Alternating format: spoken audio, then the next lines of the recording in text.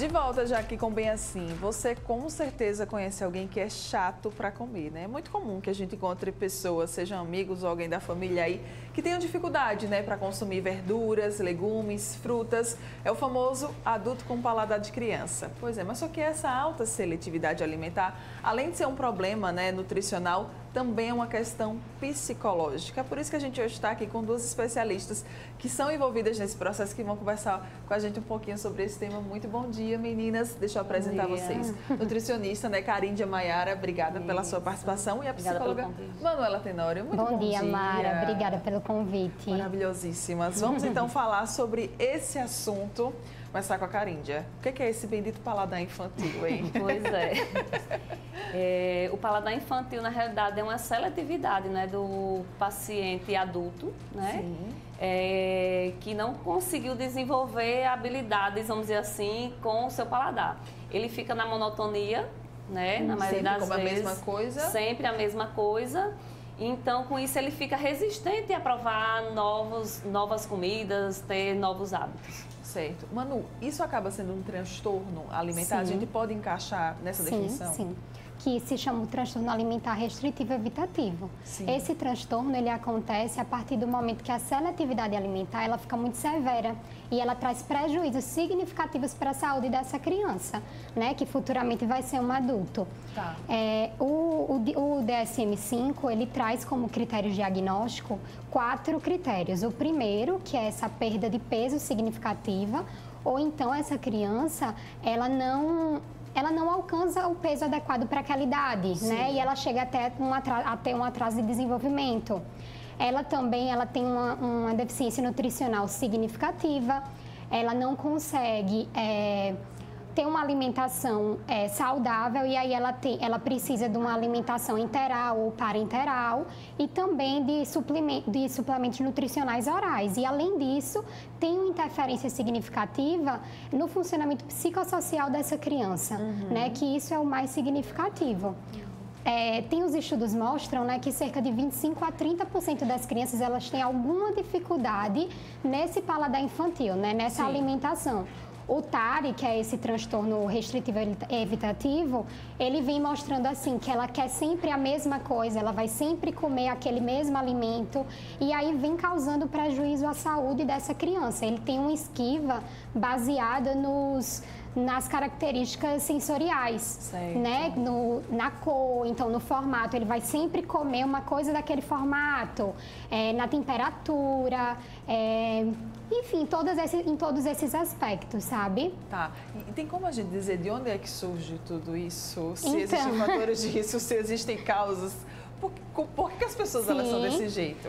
Assim, é multifatorial, né? Não tem como a gente dizer, é por isso, é por aquilo, é multifatorial. E por isso a importância também dessa avaliação multiprofissional. Então, é preciso da Nutri, é preciso da TO, né? Precisa de toda essa equipe para poder entender de onde vem. Porque ele pode ter uma dificuldade de engolir, ele pode ter um problema na língua, né? Pode vir vários problemas que aí causam isso. Mas, claro que também pode estar envolvido com a infância, algum trauma, né? Algum trauma na introdução da alimentação na primeira infância. Ou então essa criança, ela queimou a língua, pode também acontecer. Ou ela... Enfim, vários fatores que podem acontecer, né? Ela queimar a língua, ela pode também ter engasgado, né? Que é uma coisa comum. Então, ela vai carregando esse trauma e aí chega, consequentemente, a essa seletividade. Acontece também da diferença, né? Dessa seletividade para também a preferência. Porque o que acontece, muitas vezes, a criança tem preferência em comer no fast food. Sim. E aí o pai, ela come melhor no fast food. E aí eles vão e não tem esse manejo e termina que a criança fica seletiva muito mais porque os pais não tiveram um manejo, né? E aí termina criando o transtorno porque ela vai ter uma deficiência na saúde, na parte nutricional. Caríndia, é bem por aí, né? Introdução alimentar, você vê que os pais também têm um papel ali importante, né? Hoje, graças a Deus, tem essa preocupação mais visível, vamos dizer assim. Os pais estão muito mais preocupados com a introdução alimentar, porque ela é a base para como você vai ser adulto, né? Sim. Então, assim, se você fizer uma boa introdução alimentar, a questão da introdução alimentar é persistência. né? Isso. Persistência. E hoje em dia, nesse mundo caótico que a gente vive... Rotina mil. Às vezes você não consegue, ou até é mais cômodo para os pais não ofertar várias vezes aquele alimento. Ele não gosta, aí ponto final. Acabou a oferecer. Então, assim, o importante, tem muitos estudos mostrando que a percepção da criança, ela sai da amamentação, que seria o correto, e ir para a refeição sólida, vamos dizer assim, a textura vai mudar, né? Então, no primeiro momento, você não tem como dizer se ela gosta ou não gosta, né? Ela está moldando, na realidade, o paladar, né? Então, teve resistência a primeira vez, tenta outra vez, tenta. Claro que chegar num certo ponto, ela vai ter preferências, mas não significa que ela não gosta daquele alimento, tá? E em relação a texturas também. Chega uma certa fase da infância que a criança fica realmente mais seletiva e fica resistente a novos alimentos e até o alimento que ela habituava a comer, ela fica resistente. O que é que o pai e a mãe tem que fazer, ou até o cuidador? Persistir. Persistir é a alma do negócio. Ter paciência, né? Eu queria que você falasse agora um pouquinho pra gente. Por que é tão ruim você ter carência nutricional? Aí isso daí já gera, né, essa questão dessa, como eu falei no início, da monotonia e a questão da seletividade. A gente está falando mais sobre a criança e como ela vai se tornar adulta, né? Então, vai depender de como essa introdução alimentar vai ser feita. Por exemplo, se você tiver muita seletividade, muita monotonia e a questão... por que a gente fala paladar infantilizado, né? Às vezes os adultos têm um paladar infantilizado. Porque adquiriu hábitos de doces, que a gente na mente só vem isso, né? Hábito infantil é doce, coisas muito salgadas, industrializados. E por que a gente tem esse paladar infantil, né? As pessoas desenvolvem? Porque o nosso cérebro tem um mecanismo de liberação de hormônios do prazer. Sim. Né? Que é a serotonina e a dopamina, quando a gente consome esse tipo de alimento. É uma recompensa, né? Isso aí não sou eu que estou inventando, não. Isso aí tem estudos, é ciência.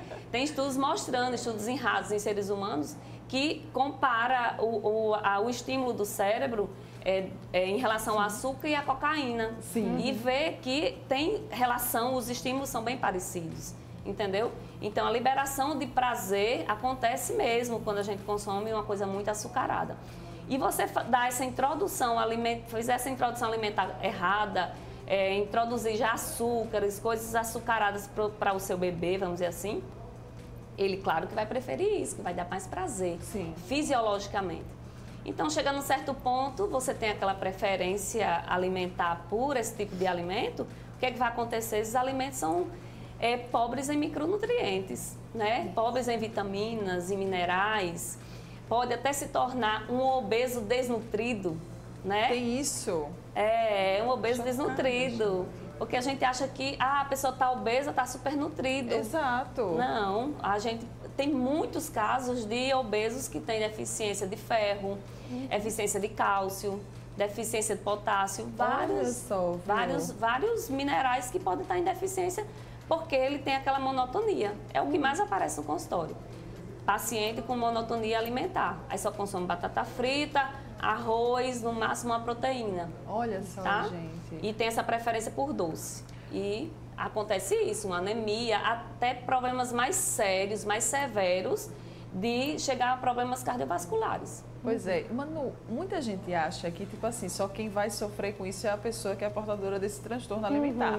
Mas a minha pergunta é, a família também acaba sendo afetada por tudo isso? Totalmente. Primeiro, porque o comer, ele é instintivo só nas primeiras semanas de vida do bebê. Depois ele se torna um comportamento aprendido. Então, primeiro vem o sentimento de culpa dos pais também, né? Sim. E claro que muda toda a rotina da casa, porque os pais vão precisar ter paciência, vão precisar ter empatia com aquela criança, entender que aquilo não é birra, que é de fato porque a criança não consegue introduzir aquele alimento. Eles vão precisar ter um manejo, né? A rotina de casa vai precisar mudar totalmente. Então, por exemplo, na hora do almoço, na hora do café da manhã, na hora do jantar, tentar estar todos à mesa. Mesmo que a criança não coma, colocar alguma fruta para ela brincar ou trazer alimentos, trazer brinquedos em forma de alimento, né? Fazer com que esse ambiente ele seja propício a isso, né? Para que a criança se sinta à vontade e cada vez mais ela tenha essa conexão com o alimento, que é o fundamental para que ela consiga comer.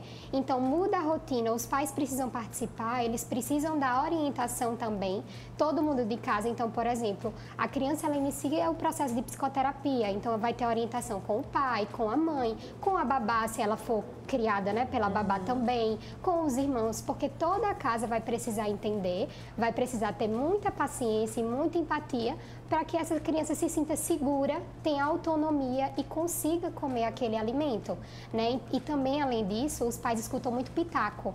Porque aí vai sair e fica, seu filho não come nada, seu filho não come nada, seu filho não gosta de comer, meu filho come isso, meu filho come aquilo. E gera para os pais uma ansiedade muito grande. Então, quem está de fora precisa entender que ali pode ser um transtorno também, né? Então, cada um cuida do seu. Né? Esses pitacos, eles também podem acabar afetando até a sociabilidade dessa Com criança. certeza. Tipo assim, não vou sair porque totalmente. Nada do que eu gosto de comer tem ali, Isso. então nem vou. Geralmente, essas crianças, elas têm um problema nessas habilidades sociais. Por quê? Porque ela vai para uma festinha infantil de um coleguinha da escola, então ela sabe que todos os coleguinhas vão falar porque ela não vai comer. Sim. Por mais que os colegas comam batata frita, muitas vezes eles não comem nem batata frita, né? Só comem biscoito se for de uma determinada marca. E na festinha nem sempre vai ter aquilo. Então a criança ela para de ir até aquele lugar porque já sabe que vão ficar falando. Ao mesmo tempo também, até na própria escola, muitas vezes isso acontece, né? A criança não quer ir para a escola porque sabe que no lanche os amigos vão ficar falando sobre o lanche, o que trouxe, o que vão comer, e aquela criança não vai se sentir segura nem confortável de comer ali. Então, ela termina gerando um problema nas habilidades sociais dessa criança. Né? E Karíndia? Isso acontece também no inverso, né? Tipo, a criança... Eu digo lá em casa, a criança leva sempre uma fruta, também sofre isso. Isso, com certeza. Né? Também acontece esse tipo de coisa. Eita, eu tô levando só salgadinho, ela tá levando fruta, isso. então... por que você está doente? Por que você está levando só isso? Você não é criança? Aí fica sempre aquela questão. Olha só, viu? Como é que são as coisas. Eu queria saber se tem como reverter essa situação. Tem sim. Daí, por esse viés nutricional. Tem, como tem. Hoje em dia, assim, eu ia até falar sobre essa questão da questão social e da introdução alimentar em si. Hoje em dia, como eu havia falado, da questão da sociedade, a gente está muito atrelado, muito preocupado, não está vivendo o momento, né? O que é que a gente faz com as crianças? Dá um tablet, dá um celular na hora das refeições. Isso e a criança não centra naquela refeição, o adulto também. A gente comete muito esses erros. Isso, ficar todo mundo no celular, na mesa, né? É uma coisa que precisa ser abolida. Você não consegue. Existe uma técnica que se chama mindfulness, né? Que é a hora da comida. Então, assim, você tem que centrar na hora da comida para você sentir as texturas e o sabor. Na realidade, isso deveria ter acontecido na infância. A gente deveria ter aprendido na infância. E a gente agora está desaprendendo. Então, a gente tem que voltar. Por isso que a gente chama... Quando o adulto vem com esse tipo de perfil, a gente vai fazer a reeducação alimentar, né? Reeducar. Desde né? lá, né, pequenininha? Era para ser educação, né, da criança, mas chega numa fase adulta que ele está mal educado, vamos dizer assim. Então, a gente tem que fazer a reeducação alimentar. Reintroduzir todos os alimentos de uma forma, como é que eu posso dizer, mais sutil. Como é que normalmente eu utilizo? Eu utilizo... Primeiro, a gente vê o paladar do paciente, né? Faço uma anamnese com o paciente. A gente vê qual é a textura que ele prefere. Eu gosto muito de purê, muito de macarrão. A gente vê, dentro desse contexto, introduzir coisas mais nutritivas, tá? Coisas que dê para, junto do que ele gosta, introduzir alguma coisa mais nutritiva. Um exemplo, a gente pega, normalmente tem a tendência a gostar mais de coisas pastosas, um purê de batata, né? Introduza uma cenoura, uma abóbora, vai alterar a cor, mas a textura vai ser muito parecida, vai aumentar um pouquinho o aporte nutricional de vitaminas, né? E assim a gente vai até essa pessoa perceber que aquilo não é tão ruim, né? E a gente sabe que o paladar pós-adulto a gente consegue modular. Tá? A gente consegue desfazer o que uma fase você... Mesmo adulto é possível. Mesmo adulto é possível, sim, sim. E aí entra a psicologia, né, também, para dar uma força nisso, com certeza, né? Com certeza. É muito importante que esse indivíduo ele esteja nesse processo de psicoterapia. Né? A psicoterapia ela é essencial para trabalhar isso. Então, quando criança, por exemplo, a criança vai ao consultório, a gente tenta mudar todo o ambiente. Então, eu coloco um avental, às vezes coloco uma roupa de frutas, uma roupa diferente, para que aquela criança se sinta confortável, né, naquele ambiente. Então, faço alguma receita com aquela criança. Tem um recurso que eu gosto muito, que é um álbum de figurinhas só com alimentos. Então, ela leva para casa e aí, à medida que ela for comendo aquele alimento, ela cola a figurinha até completar o álbum. Então, a gente se utiliza muito desses recursos para que a criança consiga cada vez mais alcançar essa autonomia de conhecer e se conectar com aquele alimento, né? Então, a psicologia ela faz toda a diferença nesse sentido. O tratamento multiprofissional, ele é essencial, né? Tem a Nutri, a Fono, a TO, porque às vezes até nessa parte mais sensorial a TO vai fazer muita diferença também. Na parte da Fono, como eu falei, a questão de deglutir, às vezes a criança tem algum problema nisso de deglutir. Então, todos os profissionais, né, vão fazer toda a diferença para que essa criança ela consiga essa autonomia e ela consiga alcançar aquilo que eles precisam, né, que é a saúde deles. Então, é muito importante esse processo de psicoterapia. Também tem uma coisa legal que a gente faz até o setting terapêutico, às vezes ir a um restaurante que aquela criança gosta, né, e fazer ali a psicoterapia com ela. Então, isso também é importante e é importante para os pais, por exemplo, levar essa criança sempre a um supermercado para fazer a feira, porque ela já vai observando os alimentos, ela já vai vendo aquilo que ela acha interessante, ela vê o que é que o pai compra para casa, ela vê também o que é que o pai come, né? Sim. Então, é importante também que os pais tenham essa consciência e percebam isso. Então, tá sempre levando ao restaurante, mesmo que ela não coma, mas para que ela participe daquele momento, que aí, aos poucos, ela vai entendendo e vai se abrindo. E, às vezes, essa criança... vem com... Às vezes o problema não é da criança, é dos pais, né? E olha essa questão, olha papai, viu? Essa questão multidisciplinar é interessante por isso, porque não adianta você tratar só aquela criança, tudo bem, na fase adulta ele tem que ter a consciência disso, né? Mas na fase infantil, o problema não é, às vezes, da criança, é porque o pai e a mãe não gostam, então, é muito azedo, é muito duro, é muito amargo, e não oferece para a criança porque ele não gosta. Porque acha que não, se eu não gosto, e não tem paciência, né? Muitas vezes não tem paciência, acha logo que é birra, já reclama, e para a criança isso é péssimo. O que ela quer, o que ela precisa é um encorajamento, né? Alguém que esteja ali do lado dela e diga, na sua hora você vai conseguir, e aí tá lá. E ficar na sua zoninha de conforto, né? É muito mais interessante. Com certeza. Criança, não subestime, né? E não subestime. Uma coisa que é bem importante também é que a criança ela tem esse prejuízo significativo na saúde, né? O transtorno alimentar evitativo restritivo, o ponto principal é que essa seletividade chega a um ponto que a criança vai ficar prejudicada pela saúde, né? Então, a gente precisa ter esse olhar. Muito bem. Poderia passar aqui, viu, o resto do programa conversando com vocês, mas a gente tem ali uma dupla que ainda vai vir cantar aqui. Meninas, muito obrigada, sério, maravilhosas. Quero que vocês voltem aqui pra gente continuar conversando sobre esse e outros assuntos que eu achei muito interessante. Pra gente fechar aqui, rapidinho, uma mensagem aí de vocês para o pessoal que está nos assistindo quando a gente fala de paladar infantil. Vou começar com a... entender que isso se você estiver nesse convívio, né, e tiver alguém, né, indica, olha, tem terapia, você consegue, encoraja e não coloca a pessoa para baixo, porque às vezes os pais sofrem também com isso, a criança sofre, né? Então, não encarar isso como uma restrição e não introduzir ela na sociedade. Eu acho que é por aí. Muito bem, Manu.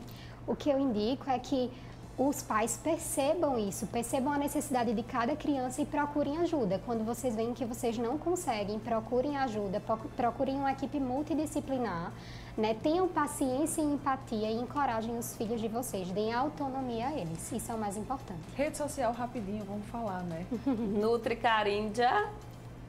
NutriCaríndia? É, o Instagram. Pronto, lá no Instagram. E o meu é Psico Manuela Tenório. Muito bem, pronto. Gostaram aqui do nosso bate-papo? Se tiverem mais alguma dúvida, vão lá falar com essas maravilhosas. Foi ótimo. Mais uma vez, muito obrigada. Muito Muito obrigada, vocês, Mara. lindas. Bom Obrigada dia, mesmo. querida. E você não vai sair daí, porque pra gente fechar o Bem Assim tem música. Já, viu? Eu volto já. Sai daí não.